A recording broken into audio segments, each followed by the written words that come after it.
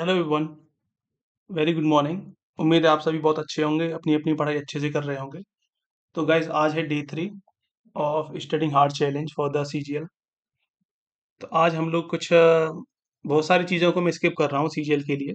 मतलब जो सीजीएल के लिए प्रेप में मुझे करना चाहिए था आज।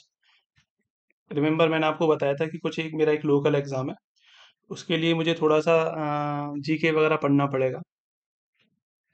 ठीक है, तो गाइज आज का जो मेरा शेड्यूल है वो कैलकुलेशन ट्रिक जो कि रेगुलर है मेरा, तो वो मैं करूँगा ही। इंग्लिश में आज के लिए स्किप कर रहा हूँ, कुछ नहीं कर रहा। रीजनिंग में सेशनल लगाऊंगा, एक सीजीएल वाला और एक अपना जो लोकल मेरा एग्जाम है उसके लिए। और जीके एंड जीएस में, मतलब जीके जीएस के लिए मैं हिस्ट्री पढ़ूंगा, एंशियंट और मेडल। तो मुझे करना क्या है, कैसे अटेम्प्ट करना है, वो मैं जल्दी से एक बार रीडिंग लगाऊंगा हर एक चैप्टर की, और उससे रिलेटेड क्वेश्चंस कर लेंगे सीजीएल के लिए भी और अपना लोकल एग्जाम है उसके लिए भी। ठीक है, तो क्योंकि वो चैप्टर वाइज चीज़ें हैं तो अच्छे से रिवाइज हो जाएंगी, क्वेश्चंस के थ्रू भी बढ़िया से हो जाएगी।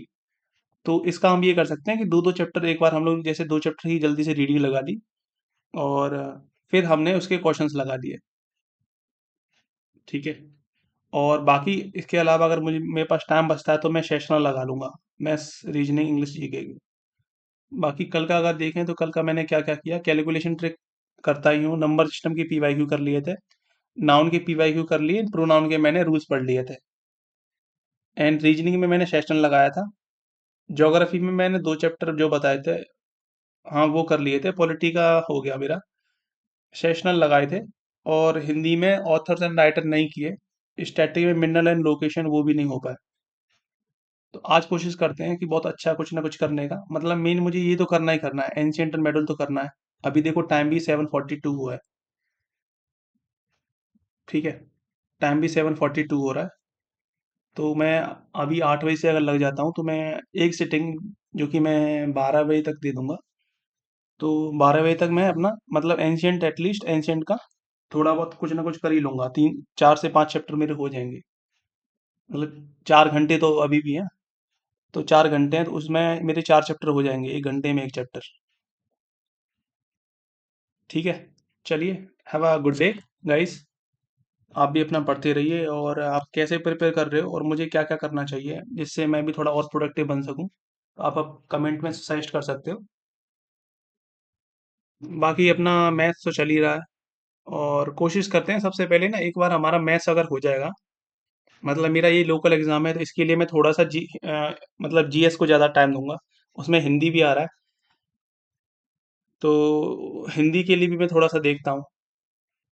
मैं उसके लिए, मुझे लगता है मुझे टाइम 2 घंटे का फिक्स करना चाहिए हिंदी के लिए। हिंदी के लिए 2 घंटे का, और जीएस तो मुझे थोड़ा सा 3-3 घंटे देना पड़ेगा अभी। ठीक है, आज तो मैं थोड़ा ज़्यादा दे रहा हूँ क्योंकि मुझे हिस्ट्री सबसे पहले निपटा लेनी है। इसमें एंशियंट मेडल कम आ रही है, लेकिन एंशियंट एंड मॉडर्न काफ़ी आ रही है उस एग्जाम के अकॉर्डिंग, मैंने जो पीवाई की उसकी देखे हैं उसके हिसाब से बताऊँ तो। ठीक है, स्टैटिक का भी इसमें यार कवर करना है तो थोड़ा सा मुझे जीएस ज़्यादा ध्यान देना पड़ेगा।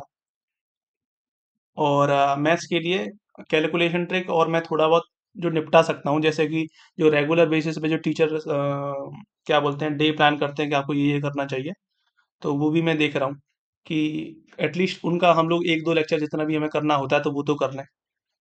क्योंकि अगर हम लोग किसी भी टीचर को फॉलो करते हैं तो वो एटलीस्ट मुझे, अगर मिनिमम भी हम लोग टाइम देखते हैं तो 3 महीने के अंदर मैथ्स करा देते हैं। तो हमारा तो मोटिव यही है कि हम लोग एक बार पूरा पूरा मैथ अच्छे से कर लें, उसके अलावा रिवीजन और प्रैक्टिस हो जाए हमारी। अगर मैथ्स अच्छा अच्छा हो जाता है तो रीजनिंग में दिक्कत नहीं आएगी। और इंग्लिश तो, एक ग्रामर सबसे पहले, अगर आप बिगिनर हैं तो ग्रामर निपटा लें। ठीक है, ग्रामर में आपको, जैसे आज कितनी हो गई, 26 हो गई, तो आप 20 दिन के अंदर ग्रामर निपटा लोगे। ठीक है, और उसके अलावा फिर आपके पास ग्रामर, आपके पास एकदम श्योरिटी होगी ग्रामर में आपकी गलत नहीं हो रहे क्वेश्चंस। और फिर आप वोकेब सेक्शन से अच्छे से करते रहिए तो इंग्लिश भी जल्दी निपट जाती है। बाकी ये जो आता है ना जीके जीएस, तो इसमें टाइम लगता है। ठीक है, तो फिर जैसे आप कोई भी एक पर्टिकुलर सब्जेक्ट पकड़ सकते हो, जैसे मैं पहले ज्योग्राफी पकड़ने के लिए सर्च किया जाता है, क्योंकि काफ़ी सारी चीज़ें उससे आपको लोकेशन याद हो जाती हैं कि हाँ हाँ ये लोकेशन पे ये हो रहा है। तो आप रिलेट कर पाते हो अपने माइंड में, मतलब इमेज फॉर्म कर पाते हो, तो वो काफ़ी बेनिफिशियल रहता है। चलिए ठीक है गाइस, पढ़ते हैं। Best of luck for today. Have a great day.